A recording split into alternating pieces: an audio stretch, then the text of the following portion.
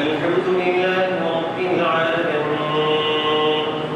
الرحمن الرحيم مالك يوم الدين إياك نعبد وإياك نستعين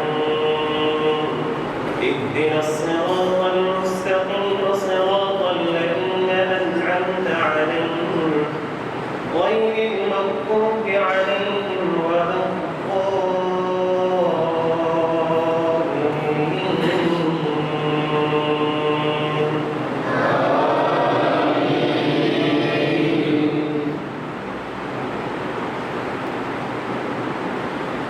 وإذ أخذنا ميثاق بني إسرائيل لا تعبدون إلا الله وبالوالدين إحسانا وذي القربى واليتامى والمساكين وقولوا للناس حسنا وأقيموا الصلاة وآتوا الزكاة ثم توليتم إلا قليلا منكم وأنتم معرضون وإذ أخذنا ميثاقكم لا تسفكون دماءكم ولا تخرجون أنفسكم من دياركم ثم أقررتم وأنتم تشهدون ثم أنتم هؤلاء تقتلون أنفسكم وتخرجون فريقا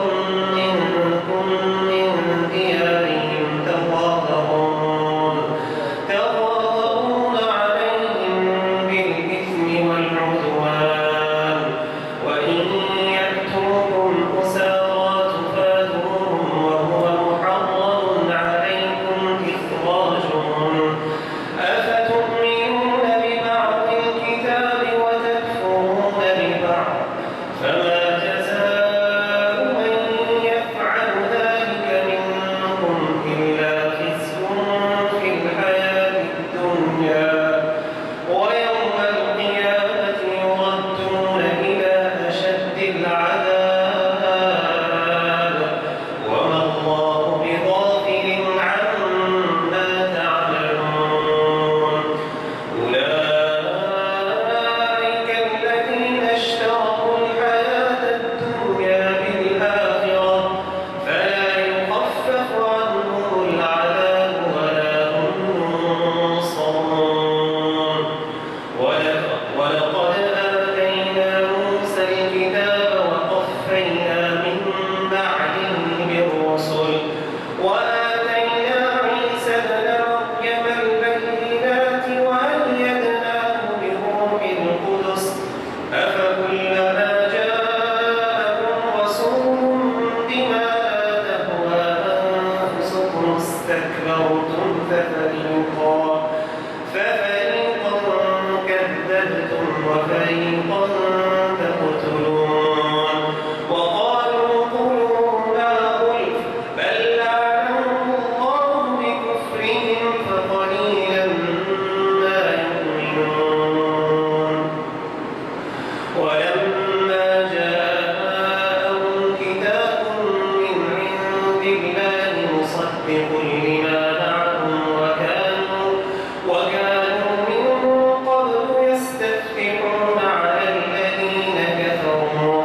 فلما جاءهم ما عرفوا كفروا به فلعنة الله على الكافرين بئس ما اشتروا به